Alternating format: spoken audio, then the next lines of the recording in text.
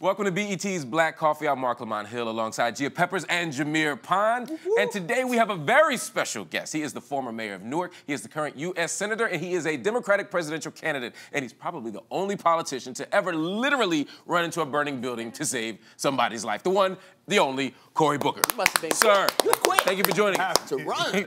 Quick, man. You get a lot quicker when you're afraid for your life. That'll happen. I know you're very busy right now. Clearly, this is maybe the busiest time of your life. It is, but this is great to be here to talk to you all. You know, platforms like this, especially Black radio in the past, has been central to movements, creating community, activating, engaging, entertaining. You know, there's a tradition here that you all are honoring, and it's good to be part of that tradition as you all continue it. Yeah. Thank you. Yeah. We appreciate that. Yeah. How are you feeling, though? Like, New York is crazy all the time, but it's starting to get nice and things like that. It is. This is a great time. I went out for a run this morning. Yeah. I couldn't sleep. I woke up at 5 o'clock, and I said, it's better than just laying here. Let's get up and exercise. What's your normal wake-up time? There is no normalcy in a presidential campaign. I mean, there literally is. There's no routine. You're just going on a plane more than I've ever been in my life. Trying to learn that superpower of being able to sleep anywhere. Like if you have like 30 minutes just to be able to conk out and try to catch it. But there's no routine now at all. You gotta let me know you gotta let me know some of that because I'm tired. This is kind of a comfortable set here, though. That's the danger. If you guys give me permission, I'm just gonna, I'm gonna kick it here. Yeah. Get as comfortable as you want, because what we do here is, obviously we're gonna ask you some questions, but we want you to feel comfortable. This is like a home. BET makes me feel very comfortable. Oh, that's awesome. Yeah. You know, you have to understand, I came up. I have been city councilman of a Black community, mayor of a majority Black city.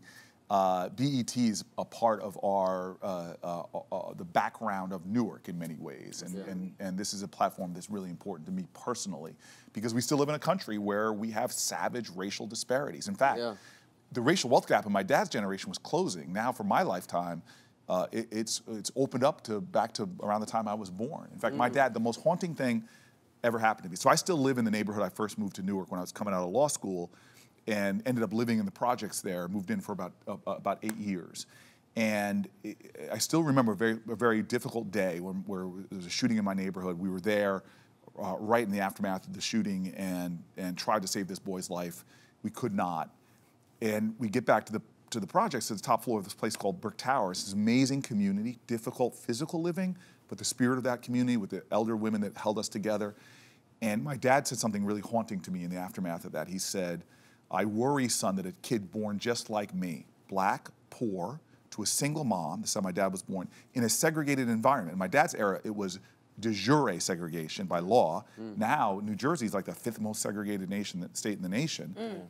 So it's de facto segregation. He goes, I worry a child being born just like me would be better off if they were born in 1936 than today. Goodness gracious. Now, I'm a data guy, and a lot of this data, he's right. Right. You know, we didn't have mass incarceration in my dad's era. We didn't have, the leading cause of death was not, most people, we are all talking about gun violence these days, but Black men still, we're only 6% of the nation's population, but we make up between 50 and 60% of the homicide victims. Okay, sir, look, I'm gonna have to stop you real Go quick, ahead, okay? go ahead. Because we're gonna get into the issues. Okay. We are going to have a We have more hard-hitting issues first to ask you. Love that. She's like, Cory, you're getting too deep. Look, right away. I was like, gotta ease in. now we want to make sure, but no, because I think you are so good at obviously you are a presidential candidate. You're so good at talking about the issues. We want to see if you could talk about just the culture stuff. So we're gonna play a game. I'm afraid. I haven't felt fear yet in this election. Well, but this might be the first fear. I'm just saying. Hey, look, bro, we want to know what's up. All right. I would like to know.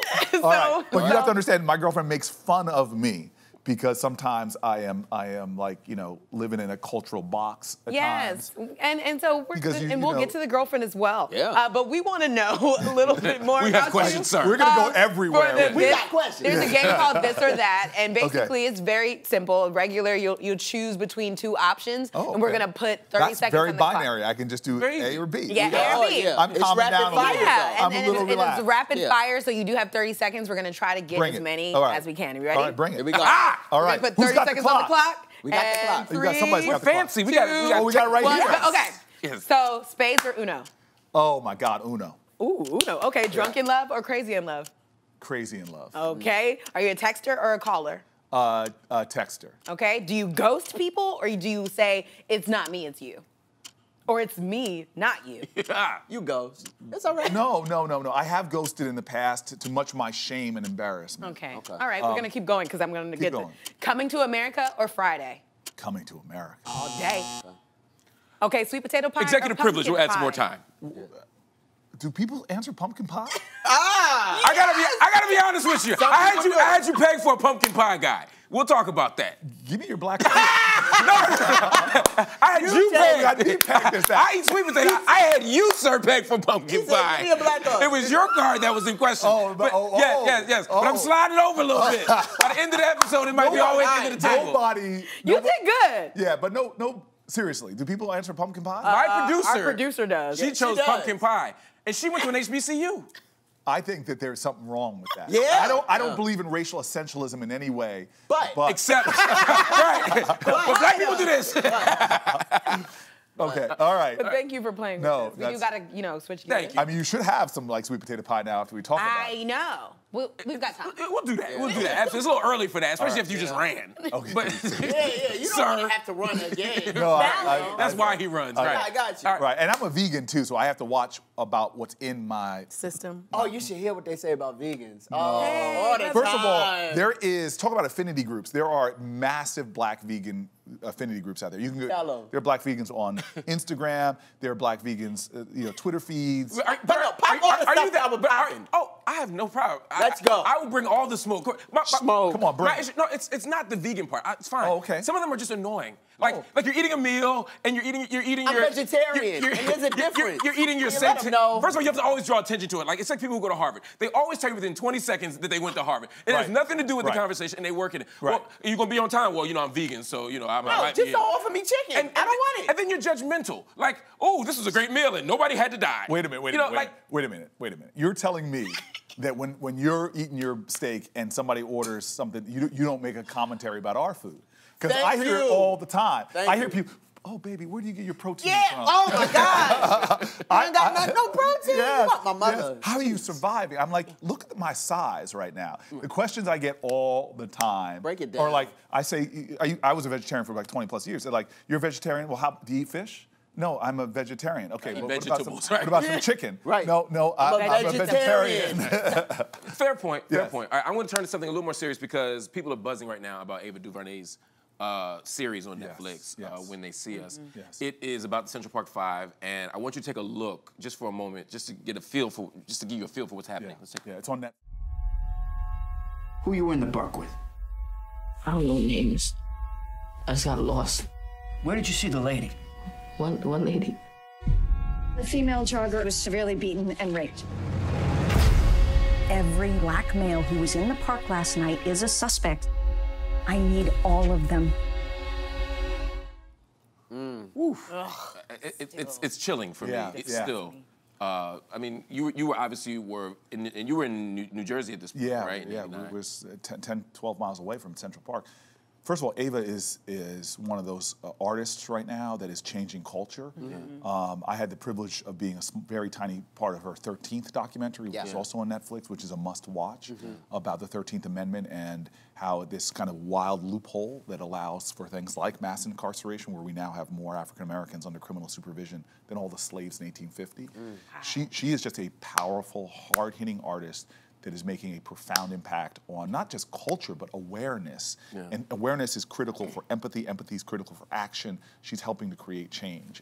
But this was a chapter, man, that was awful. And it's why I still feel some kind of way about a president that we have right now. And absolutely. And the way he beat the war drum for it. And it resonated with Linda Fairstein, who obviously was the prosecutor, and her strategy for rounding up every black boy who happened to be in the park that night speaks in some ways to a bigger policing problem we have. And then she just doubled down in the Wall Street Journal just yesterday. I don't know if you saw the op-ed. I did not see it. Essentially saying she still thinks they're guilty. Yeah. And even though even though someone else said that he did it, he's saying, well, then there were 6. She's essentially saying, well, then there were 6 people. Like they still weren't innocent. Right. She said they were still beating up people in the park. Right. and they were still wilding. Right. Actually, you know, that's a more accurate. Wilding? Yes. Yeah. So that's more accurate now, because I want to be very clear. Her initial claim in the past was that then there were 6. Now she's saying, okay, perhaps they didn't do this crime, but they were simply misconvicted. That they did other things that day, and they weren't innocent. They just simply didn't do this thing. I want you to talk less about her specifically, but about what it means to have a policing environment like that, or in a prosecutorial environment like that, particularly as someone who's trained as a lawyer. Well, look, first of all, you can't grow up as a black man in America without, and I grew up actually, my parents had to get, in 1969, got a white couple to pose as them in order to buy the house I grew up in. Wow. So we grew up in a very nurturing community, but I saw the contrast as a kid between how a lot of my friends were treated and how I was treated. Followed in malls, you know, pulled over many more times. And you know, I still remember coming to the United States Senate, and I was the only black person in our Democratic caucus. And you know, just understanding that here is this powerful body that makes decisions about African Americans, and a lot of those decisions, I believe, are better informed when African Americans are at the table. Like the Judiciary Committee had very few African American even staffers, and these are the kind of law enforcement things that we're talking about. So I went to Schumer with the help of the Hawaii Senator Brian Schatz and just said, look, we have a real diversity problem in the United States Senate. You've got to have more African Americans on staffs. And so we asked him to start making every Senate office publish their diversity statistics, which they do, but once you have accountability, you get more people hired. And so for policing in the United States, we know that there's no difference between blacks and whites for using marijuana, selling marijuana even, but blacks are almost 4 times more likely to be arrested. We know for blacks and Latinos, you control for everything, except for, and look at race, more likely to get longer sentences, more likely to be in jail waiting trial longer. I mean, the racial disparities baked throughout the system that literally start in discipline in schools, it shows you why we have such a distraught present when it comes to African Americans. But this also goes to deeper issues. Like there are studies that show that black boys are perceived as threats more than they're perceived as older than they are. It's why a Tamir Rice, for carrying a toy gun, could lose his life.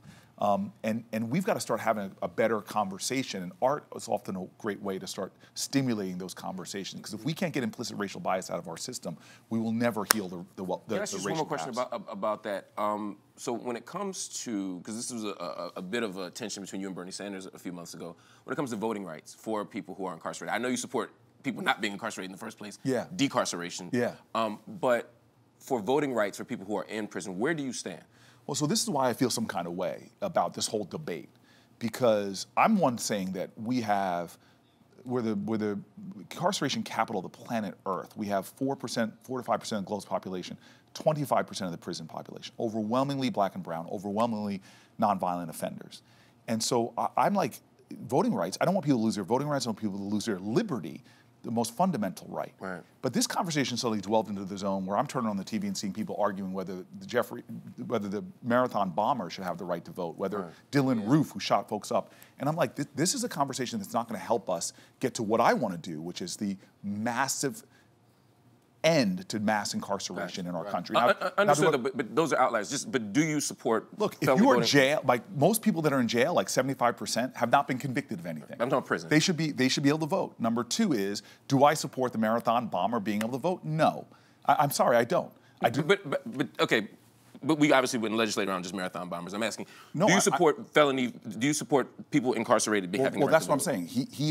There are people in for serious felonies, I think, that should surrender their right to vote. Okay. Do I think that nonviolent drug offenders who literally are in prison for doing things that 2 of the last 3 presidents that were convicted of doing, have admitted to doing? No, but I don't believe they should be in prison in the first place. Right. So vote for drug offenders. You're fine having the right to vote in prison. Again, we're having a conversation. There's a guy who's actually in the legislation space. Yeah.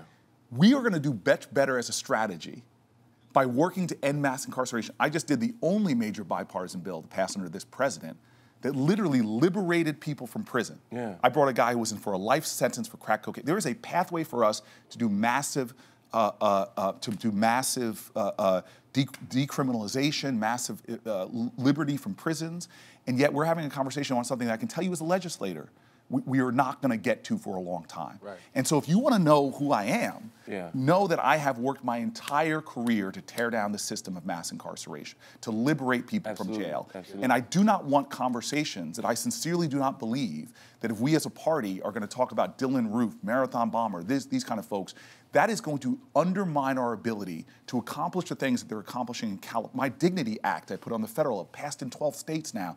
The progress we're starting to make is really important, and I do not want people who do not have the agenda that you and I have, right. which is to make sure that people are not surrendering fundamental rights in this country.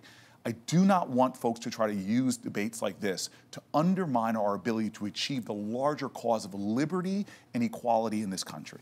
So I want to switch gears for a minute because you've been speaking very vocally and outwardly about reparations for African Americans and Black people. As somebody who wants that and acknowledges that that's absolutely amazing, I though find it a little vague, and I'm trying to figure out how that looks amongst all Black people in this country. We were promised 40 acres and a mule years ago. So what does reparations look like for us in 2019? So that is the most important question in many ways. Not the most important, but it's a really important question in many ways because, you know, you ask 10 people in a room, they all have different ideas. Right. If you know, somebody might be a white working class person that thinks, oh, that reparations, they just want to take money from me and give it to somebody else. And so the problem is that we have this debate and many people fall into camps or fall into a defensive posture. So the bill that I have in the Senate, which is based off of a House bill, basically says time out. Let's admit that there is a historically rooted problem of continuing generations of disadvantage that starts in slavery but didn't stop there. Right. You have decades of terrorism, thousands of African Americans killed. You have, you know, we just had the I can't remember the exact year anniversary of the bombing of Black Wall Street, where African American. I can go through the forced castrations. You can go through all of these things that have happened, all the way up to what I just mentioned, redlining, my family having to create a ruse. So what our bill basically says is, let's bring together the best minds in America. Because I actually believe, Black, white, university background, most of America agrees that we have to level economic playing fields, deal with past measurable impacts on communities. GI Bill, Social Security were designed with understanding for exclusion of African Americans. We've got to address this, but again, so many different definitions out there. Let's bring the best folks together. So my bill is about bringing the best minds together to not only study this issue, but come up with specific recommendations about how we can deal with the continuing legacy of the impact of slavery and overtly racist policies that went all the way up into the 1960s. So, just real quick. So if you, all right, so let's just say you bring the best minds together, but if you personally, you had a magic wand right now where you had Thanos Infinity Gauntlet, what would it look like? If I had Thanos Infinity Gauntlet, I would go way back we in time and stop slavery fix all that in the first place. Yeah, I would end the original sin of our country. Right, but if we're talking about reparations, is that something that looks like money for all African Americans, or are we looking at land, or what does it look like specifically? So to your me, plan in 2019? No, so to me it looks like the result that we want. I mean, you look at the racial disparities in income, right, and the roots they have. In Boston, the average white family has somewhere around $240,000 in wealth. The average Black family has $8 in wealth. Right. Now we know that is insane. We know that's not because is that a meritorious thing? Is there so? My goal is the result, which, by the way, helps all America. It helps America when families have more wealth and more opportunity and more equality. So how do you get there is really what it sounds like you're asking me, and I'm going to tell you that I don't know. I'm still learning. Ta-Nehisi Coates taught me a lot with just his seminal essay about reparations. And so I'm one of those folks that say that I'm running for president of the United States, but I don't have all the answers. And what I learned as being a mayor, a chief executive of a city, is you lean on people who are smarter or more nuanced on issues and learn from them. And so we have a big country with deep problems. One of them is the persistent reality of racial disparities that exist for everything from healthcare all the way to access to capital. And we have a system that, you know, I just passed a bill on sickle cell anemia. You know, and I had to explain to a lot of folks how many people this affects, mostly darker skinned people. Why is it getting so much less funding than disorders and diseases that affect less people? So I see these disparities. Why I did a bill on maternal mortality. We have a nation that leads the planet Earth, it's industrial nations, in maternal mortality. But for black women, we and I were just talking about it's like 4 times greater. Right. So in the Senate, I've been trying to use my position to address inequality, to address opportunity. I have a policy on baby bonds that the Columbia University said would literally close the racial wealth gap. Right. So I'm constantly working now, but I'm willing to tell you right now, I don't have all the answers. Okay. But I do know something. Patriotism is love of country. Mm-hmm. And you cannot love your country unless you love your fellow countrymen and women. And love says, it's not a sentiment, it's not a feeling, it's not a kumbaya moment. Love says that if you don't have justice, if your kids don't have a great public school to go to, my kids are lesser off. Love is why Goodman, Cheney, and Schwerner, black and white, Christian and Jewish, died together for voting rights because they knew that their justice was interwoven, interconnected. And so for us to be in a nation right now where black boys, for example, are, for the same infractions in school, are disproportionately given out-of-school suspensions, which has a ripple effect on the outcomes of their lives. We have to understand that that is hurting everybody because the genius of those black boys is not being cultivated because of disparate treatment. Love says we all are invested in dealing with this injustice. And so that's what we need to have. But unfortunately, a lot of the ways we have these conversations, like we were having before on that other issue, begin to erode what is necessary for change, which is understanding, which is empathy. The beauty of our civil rights activists, and that whole letter from the Birmingham jail that King wrote to, he wrote that letter not to racists, he wrote that letter to white moderates. Right. And it was these creative artists that brought to the surface and exposed the injustices, which called to the moral imagination of a nation, the conscience of a country. When he got out of the Birmingham jail in April of '63, it was 2 great artists, James Bevel and Dorothea Cotton, these activists who went to King and said, you need to change your strategy here. They convinced him to let children march in front of Bull Connor. When the country saw these kids getting bitten by dogs, it was done. Birmingham and segregation fell because the country suddenly woke up. Right. And so that's where how do we pick at that moral conscience on some of these other issues? One of the I think challenges for me has been watching the Democratic Party at times, on the one hand, trumpet a progressive agenda, say that they're going to move in this direction, and then on the other hand, fold. Right. Either fold on the policy issue or fold on the question of impeachment. Talk to me about impeachment. Is that the right strategy? And if so, why? If not, why not? So I was one of these people that say we need to continue an investigation, we need to get the full Mueller report, we need to bring Mueller before Congress. I think there should be a process. Yeah. But now we have a president that is literally stonewalling Congress. He's basically saying right now, I am not subject to the checks and balances as articulated by the Constitution. Mm-hmm. I am above the law, he is basically saying. I'm above investigation, so he's not allowing people to come and testify. He's not allowing the release of documents. I basically sat with my staff and I just said, 50 years from now, our grandchildren are going to look at this moment as a moment in which a president tried to act as an authoritarian figure that was above the law. I said, that is a threat to the very democratic system that we have. Right. And therefore, I said, we have to do the right thing and say, that cannot stand. And that's impeachment. I have called for the opening of impeachment proceedings. And why that is an important legal distinction is because right now we're battling in court over the release of these documents. Does a person have...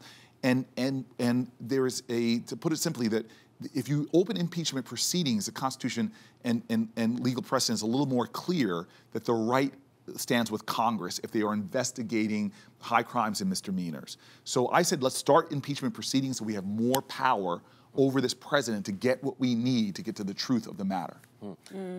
I was going to ask a little bit, I mean, obviously black women, we are going through a lot right now, especially with reproductive rights and making sure that women in general are, but obviously black women are disproportionately affected by it because of our access to resources, because of the things that we are able to do within our healthcare providers. Things like that are very scary when there are bills literally being passed in Alabama, Missouri, and so many other states that are trying to take away our rights to choose. So what would you want to see to make sure that the Roe versus Wade, all those cases, everything stays in place in the Supreme Court? Because it looks like in crazy times that we might be going backwards instead of forwards. So, well, can I just put a finer point on what you said? Yeah. Is these bills are first and foremost an attack on low-income women, right. which are disproportionately African American. Because if you're a woman of privilege, you can find other ways to get access to health care, which is abortion is health care. And so this is almost, to me, counterproductive. The states that have had the biggest drops in abortions and unwanted pregnancies are not the states that are attacking women and trying to take away their rights. They're actually states like Colorado that lowered their abortion rate like 40% by focusing on low-income women and expanding their access to contraceptive care. Absolutely. You empower women. Not only will you get, if you're a person that is morally against the idea of an abortion, you actually, by leaning into women and empowering them, not only will you get what you want in terms of lowering those abortions, but women have better control of their economic destiny, better control of their health and well-being, better control over making decisions over their body. Right. And I do not believe fundamentally people should be able to control their bodies. And so what do I want to see? Stop the attacks on Planned Parenthood. People should be able to control other people's bodies. I'm sorry, I did say that wrong. You should, I don't want you to get in a soundbite trouble. I'm so sorry. The clip is going to be, people can't control their own bodies. People should be able to control their own bodies, period, full stop. Yes. Thank you very much for understanding the meaning of what I'm saying. And fellas, we can't just sit back and say this is a woman's issue. It is not. Agreed. It is an issue of people. Right. It is an issue of human beings. And we were just talking about mass incarceration, being able to that fundamental liberty of having control over your body. There was a teenager that testified in Alabama who had been raped by a family member. And they have now basically said that the doctor who would perform the abortion is going to have more criminal liability than the rapists themselves. That is insane. That's evil. Yeah, that's absolutely evil. And so as president, I'm going to expand access to Planned Parenthood.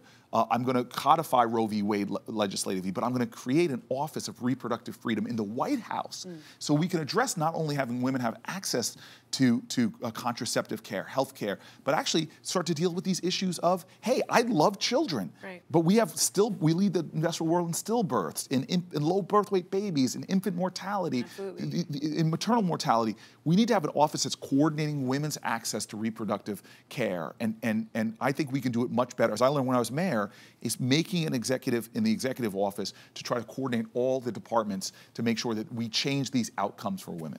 We only have a few more minutes, but I have a couple quick questions for you. If you get the nomination, what kind of VP would you want? It has to be a woman. Gone are the days.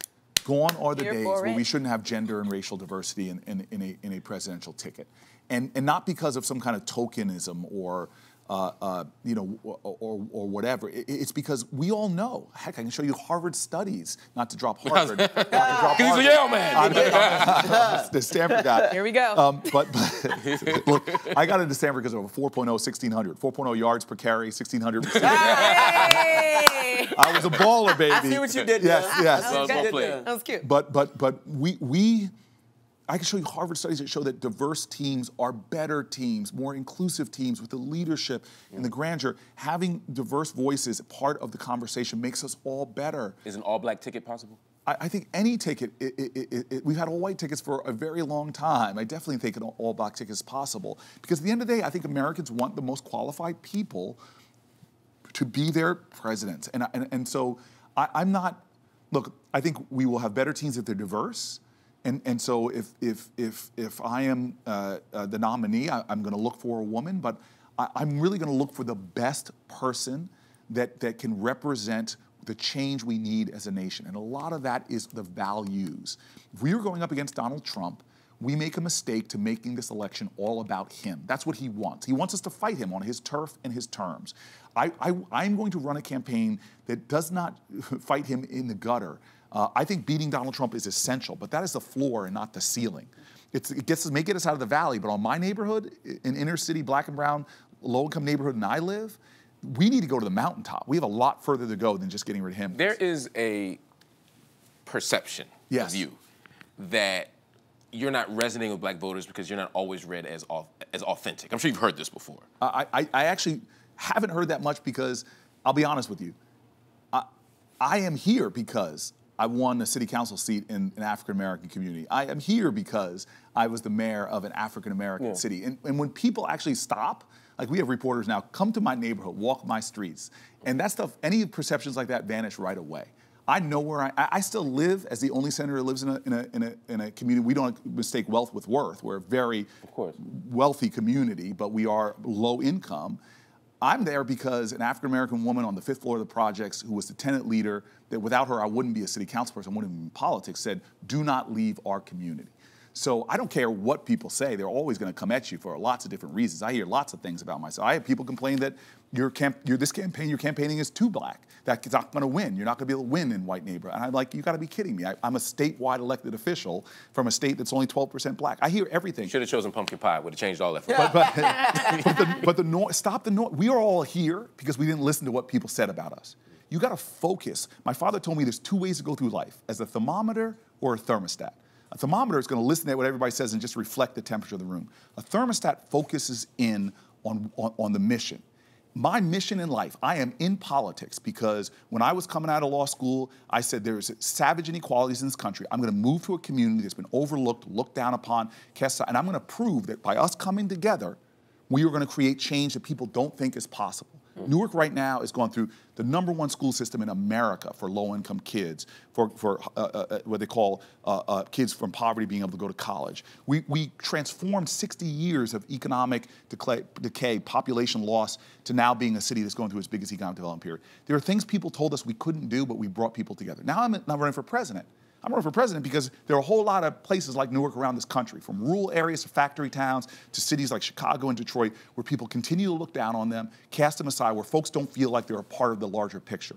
I'm running for president because I want to unite this country, show that strength, and show that we can still deal with the issues of injustice which are plaguing our nation, whether they're in the healthcare system with people profiteering off our pain through prescription drugs, whether it's the attacks on public education, underpaid teachers. These are challenges that we can meet if we can bring this country together, and everybody, like the defiant love that I found in Newark, if everybody understands who we are and what we are capable of. As Baldwin says, American history is a perpetual testimony. He said Negro American history is at the end of Fire Next Time, said is a perpetual testimony to the achievement of the impossible. It's time that we as a country believe in the impossible possibilities again and achieve them by bringing us together. First of all, let me shake your hand for saying that. That was really deep, but you're good with your questions. You're on your feet. But we got another game to play before we leave. Okay. One gotta go. Uh-oh. This solidifies it all. Is this another one that I'm afraid? I mean, you might be One gotta go sounds a little more ominous, but it does. One's gotta go. Why can't we keep everything? We can't. What if one of them is Trump? You don't know. You don't know. One gotta go. We're not doing Trump. We're doing 90s female R&B groups, all right? Oh, my gosh. Here are the choices. Don't attack like salt and pepper on me. No. R&B doing R&B. See, that's the rap. We got you. R&B, okay. We got you. We got you. So we're doing TLC, SWV, Oh, this is In I got visuals here. or Escape. So we have all those things. We're gonna ask you first, and then everybody else is gonna answer. Well, One In Vogue gotta and go. TLC gotta stay. They gotta stay. So it's between SWV Woo! and Escape. In Vogue definitely has to stay. TLC definitely gotta stay. So I'm gonna say, you better think about it. you better think. I'm about to say. Little Aretha up in here. I'm gonna go Escape. Okay. Escape. Okay. I can swallow that because I thought Okay. you were about to say SWV No, and I was going to have to. And you would have lost everyone's vote. Yeah, especially in here. Especially at BET, where SWV's show airs once a That's week. right. That's right. I know where I am. I would have to say in Vogue only. Really? Only because I honestly haven't listened to an In Vogue song in a that's long. I interesting. still listen to SWV. I still think because Escape is very relevant right now. That's true. I see Candy and Tiny all the time. I listen to them, and then TLC. I mean, I'm never gonna not listen to TLC. Why are you basically making me get on the bad side of some really good black people? Hey, brother. Hey, look, brother. I mean, seriously, that we was a love messed them all. up question. We love them all. Let's just say that. We love them all. We love them all. I'm just going to my own Spotify and who I still bring up. Exactly. Okay. I still stand in solidarity with you. I am saying In Vogue because Really? I don't think, I mean, they're all amazing, but In Vogue doesn't stand, they don't have their biggest hits I can hear from somebody else, right? I can hear giving him something he can feel from Aretha. Giving him Yeah. Right. something Yeah. he can. I'm gonna go You're with right, Escape. see, I can get that Aretha. Escape. You're gonna go with I'm going with Escape. Escape. Yeah. Wow. Escape with this one. I got you, bro. All right. I'm going Wow. to Escape with this one just because the overall group didn't age as well. We have still Candy and See, Tiny. these veggie Great eaters. Ah! This is what they do. They get their little coalitions. They get their little coalitions or whatever. It's fine. It's fine. It's fine. We have a lot more to ask Cory Booker, but we have to run. But don't. You gonna come back? I got questions for you. The black card's right here in the middle. It was here. I taken it. Now I'm sliding it here. Bro, your black card was there. Stay right here. When you come back, it might make it to the end of the table. Yeah, your black card was there. My black card stay right here in the pocket. But you can hear more from Cory Booker this Sunday on BET because on June 16th, because you will find out his plans to improve black economics along with other candidates at the Black Economic Alliance Forum. He'll be appearing alongside other candidates like Beto O'Rourke, Elizabeth Warren, so many more. So don't miss it. It's this Sunday at 10 a.m. Eastern on BET. Senator Booker, again, thank you for joining us. Thank you. Always a pleasure. Remember to follow us on Facebook and Twitter. You can subscribe on YouTube, and you can watch Black Coffee every weekday at 10 a.m. Eastern time. Now, this brother had a pre-prayer. Are you going to have a benediction now? No benediction, man. No benediction. Yeah, the doors of the church are open. The doors of the church are open. Yes. Anybody here wants to join the church, come on down. Yes, right, exactly. Senator Booker, thank you. Thank you very much. Thank you. Thank you so much.